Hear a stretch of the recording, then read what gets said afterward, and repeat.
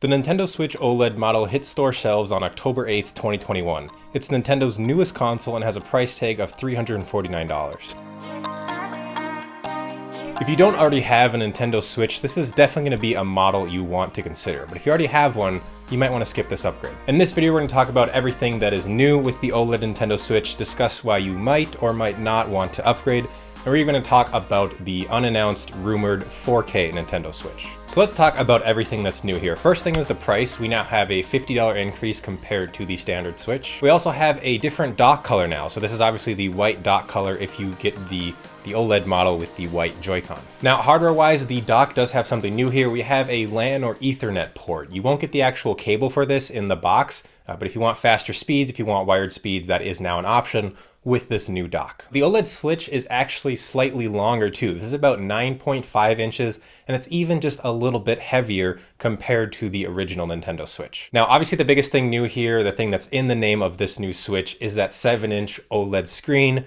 compared to the old 6.2-inch LCD screen. Really the only difference here though is that it's slightly bigger at 7 inches, has that OLED display. They both still run at 30 FPS at 720p though, so no increase in resolution or frame rate. One thing that I haven't seen a lot of people talking about here is that you actually get a glass screen on the OLED Switch model compared to the plastic screen you got on the LCD Switch. Now, I've put a glass screen protector on both my new OLED Switch as well as the older original Nintendo Switch, so it might look like you have a glass screen on the actual old Switch, but I can assure you this is actually plastic when you get it. So if you travel a lot and are throwing your Switch in a bag or something, the glass screen is actually going to be a nice upgrade to have because it's much more durable than plastic, so it won't scratch as easy. Of course, you could just spend a few bucks and buy a glass screen protector, but either way, still nice to see a glass screen on here as compared to plastic on the old Switch. They've also doubled the internal storage on the OLED Switch. So the original Switch had 32 gigabytes of internal storage, and the OLED Switch actually has 64, so that is a nice improvement as well. Another noticeable difference here is a improved kickstand, and when I say improved, it's basically completely redesigned and better in pretty much every way. This is what the original kickstand should have been. This kickstand is so much easier to use.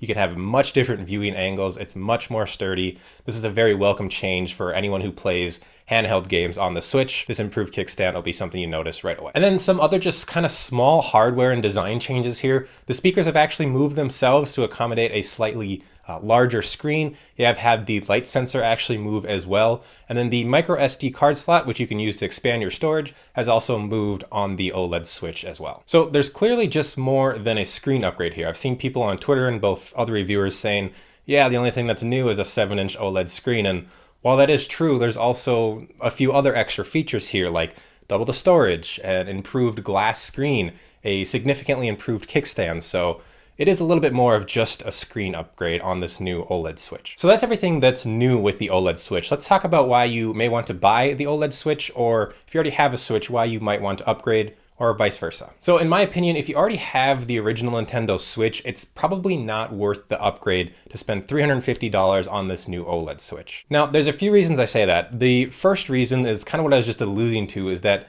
although there is more than just a screen update here, there's no CPU improvement, there's no resolution improvement.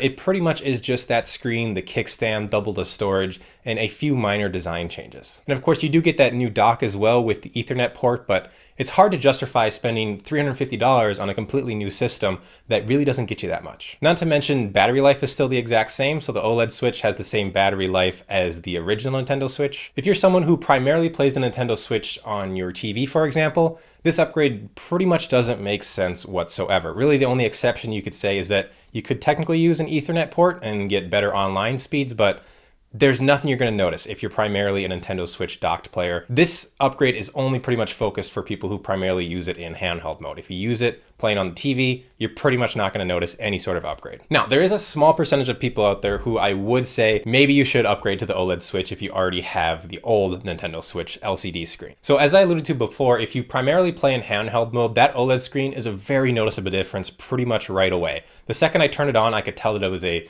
much larger screen and the colors were just much more vivid. So if you spend a lot of time on a plane or a bus or just using your Nintendo Switch in handheld mode every week or maybe even every day, it might be worth it for you to spend that $350 and maybe sell your old Nintendo Switch. And if you do have a very big desire to use an Ethernet port on your actual Nintendo Switch, There's no way to actually purchase this new dock that I've found. The only way to get that dock with that Ethernet port is to buy the OLED Switch. I haven't seen any websites selling that dock separately.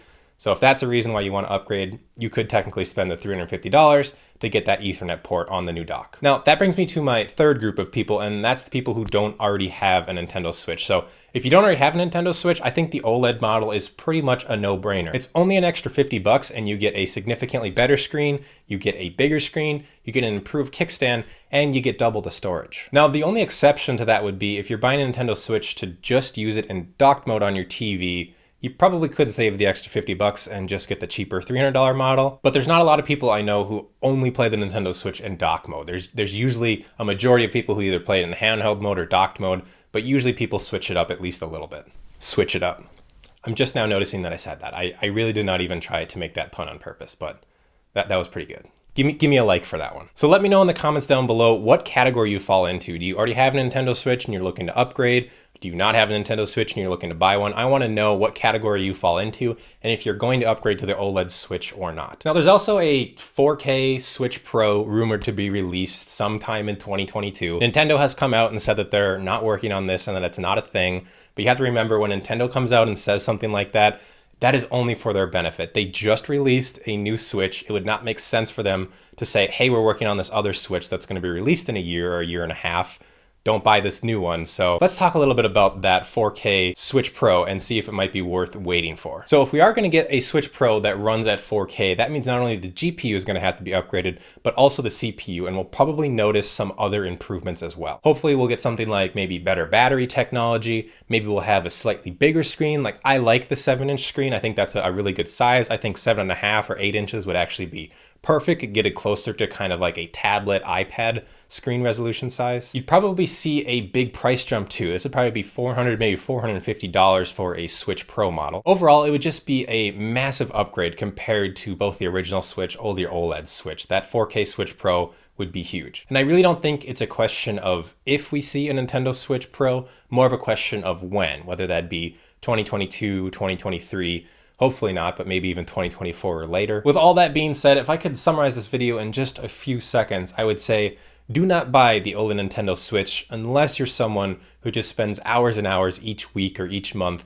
playing the Nintendo Switch in handheld mode. For everyone else, I think you should just wait until a Nintendo Switch Pro comes out. Let me know your thoughts on the OLED Nintendo Switch down in the comments below. Let me know if you're gonna get one. Thank you guys so much for watching this video, and if you're new here, be sure to subscribe. And most importantly, have a great rest of your day. Let me know in the comments down below what... We're getting beeps.